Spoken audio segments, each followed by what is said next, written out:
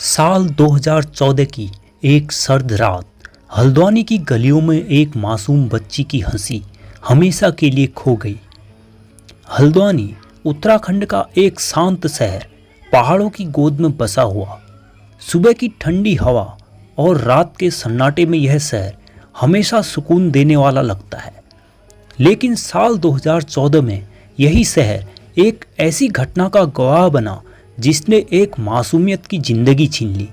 7 साल की बच्ची कशिश की दुष्कर्म के बाद हत्या ने न केवल हल्द्वानी बल्कि पूरे उत्तराखंड और पूरे देश को हिलाकर रख दिया। एक 7 साल की बच्ची, मासूम, चंचल, फूल जैसी कली, जिसे न केवल जिंदगी से वंचित किया गया बल्कि उसकी मासूमियत को रौंद कर एक दरिंदे ने समाज को शर्मसार कर दिया। साल 2014 नवंबर का महीना था। ठंडी हवाएं हल्द्वानी की गलियों में चल रही थी। कशिश अपने माता पिता और भाई बहनों के साथ पिथौरागढ़ से हल्द्वानी आई थी। परिवार में शादी का माहौल था। 7 साल की कशिश बेहद चंचल और प्यारी बच्ची थी। शादी की चहल पहल में वह खिलखिलाकर दौड़ती भागती रही। किसी को अंदाजा भी नहीं था कि यह खुशी का दिन जल्द ही एक परिवार के लिए मातम का कारण बन जाएगा। 20 नवंबर की शाम कशिश बारात और शादी की भीड़ के बीच खेल रही थी। लोग नाच गाने में व्यस्त थे। तभी अचानक वह नजर नहीं आई। परिवार ने पहले सोचा कि वह पास ही खेल रही होगी, लेकिन जैसे जैसे समय बीतता गया उनकी बेचैनी बढ़ने लगी। तलाश शुरू हुई। शादी का माहौल अब तनाव में बदल गया। जब बच्ची कहीं नहीं मिली तो परिवार ने पुलिस को सूचना दी। हल्द्वानी पुलिस हरकत में आई। 5 दिन बाद 25 नवंबर को पुलिस को सूचना मिली कि जंगल और गौला नदी के पास एक बच्ची का शव पड़ा है। जब शव देखा गया तो वहां मौजूद हर किसी की रूह कांप गई। पोस्टमार्टम रिपोर्ट ने दिल दहला देने वाला सच सामने रखा। बच्ची के साथ बलात्कार हुआ था और फिर बेरहमी से हत्या की गई थी। उसके शरीर पर चोट के निशान थे। एक हाथ और एक पैर टूटा हुआ था। मौत का कारण आंतरिक रक्तस्राव बताया गया। हल्द्वानी की सड़कों पर गुस्से की लहर दौड़ पड़ी। लोग प्रदर्शन करने लगे। जगह जगह न्याय की मांग होने लगी। पुलिस पर भारी दबाव था। लोगों का आक्रोश बढ़ रहा था। इसीलिए 8 टीमें बनाई गई और हर सुराग खंगाला गया। Call detail record, CDR, mobile location और चश्मदीदों के आधार पर पुलिस को एक नाम मिला, अख्तर अली। कुछ ही दिनों में उसे पंजाब के लुधियाना से गिरफ्तार कर लिया गया। उसके अलावा 2 और नाम सामने आए, प्रेमपाल और जूनियर मसीह। पुलिस ने तीनों को गिरफ्तार कर पूछताछ की।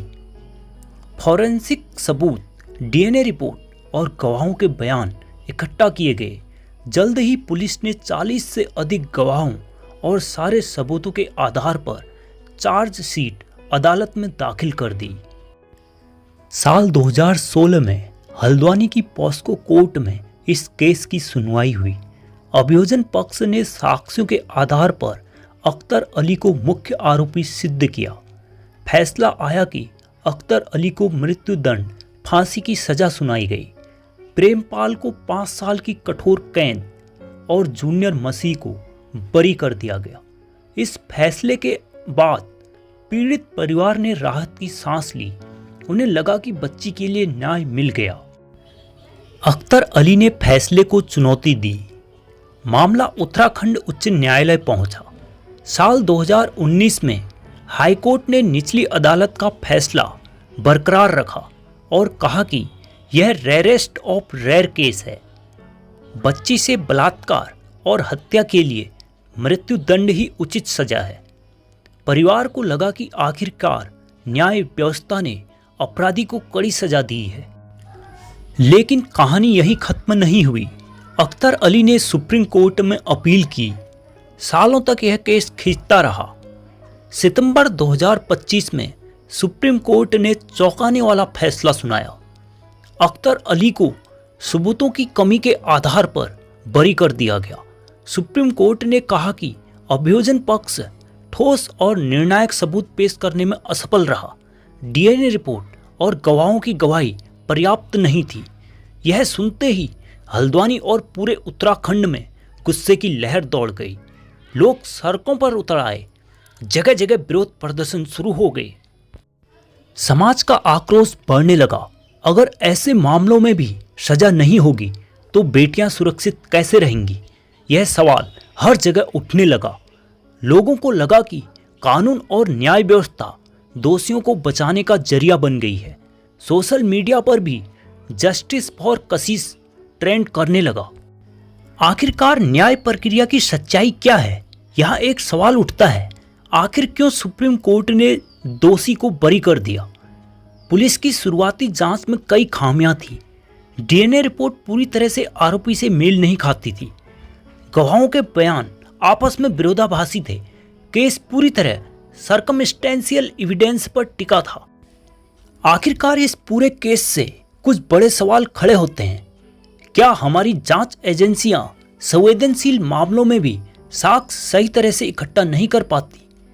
क्या पीड़ित परिवार की न्याय की उम्मीदें केवल लंबी प्रक्रिया और अपीलों में खो जाती हैं? क्या दुर्लभ से दुर्लभ मामलों में भी सजा दिलाने के लिए हमें फॉरेंसिक और गवाह संरक्षण की मजबूत व्यवस्था नहीं चाहिए? हल्द्वानी की कशिश केस केवल एक बच्ची की कहानी नहीं है। यह कहानी है उस व्यवस्था की जो कभी उम्मीद जगाती है तो कभी निराश करती है। साल 2014 में हुई घटना से लेकर साल 2025 तक चले इस केस ने दिखा दिया कि न्याय पाना आसान नहीं है। एक तरफ बच्ची और उसका परिवार है जो न्याय की आस लगाए बैठा था, दूसरी तरफ कानून है जो सबूतों के आधार पर चलता है। जब सबूत अधूरे हों तो अदालत हाथ बांध लेती है। लेकिन समाज का गुस्सा बताता है कि लोग न्याय चाहते हैं। इस घटना ने चेतावनी दी है कि अगर हम साक्ष्य संग्रहण करने, गवाह सुरक्षा और त्वरित न्याय प्रक्रिया को मजबूत नहीं करेंगे तो और भी कशिश न्याय की प्रतीक्षा में खो जाएंगी। न्याय केवल सजा देने से नहीं बल्कि सही और ठोस सबूत इकट्ठा करने से मिलता है। जब तक पुलिस, अदालत और समाज मिलकर बच्चों की सुरक्षा और न्याय की व्यवस्था मजबूत नहीं करेंगे तब तक मासूमों के साथ अन्याय रुक नहीं सकता। बच्चों की सुरक्षा सबसे बड़ी जिम्मेदारी है। परिवार, समाज और सरकार सभी को मिलकर बच्चों की देखभाल करनी होगी। तुरंत और निष्पक्ष जांच जरूरी है। अपराध होने के बाद सबूतों को सही तरीके से इकट्ठा करना और जांच में लापरवाही न होना बहुत जरूरी है। गवाह और सबूत की सुरक्षा, गवाहों को डर से बचाना और फॉरेंसिक तकनीक का सही इस्तेमाल करना ताकि न्याय सुनिश्चित हो सके। लंबे मुकदमे से न्याय अधूरा लगता है। त्वरित न्याय प्रणाली को मजबूत बनाना होगा ताकि पीड़ित परिवार सालों तक कोर्ट कचहरी के चक्कर न लगाएं। जन जागरूकता और संवेदनशीलता। हर नागरिक को यह समझना चाहिए कि चुप रहना अपराधियों को बढ़ावा देता है। समाज को जागरूक और साहसी बनना होगा।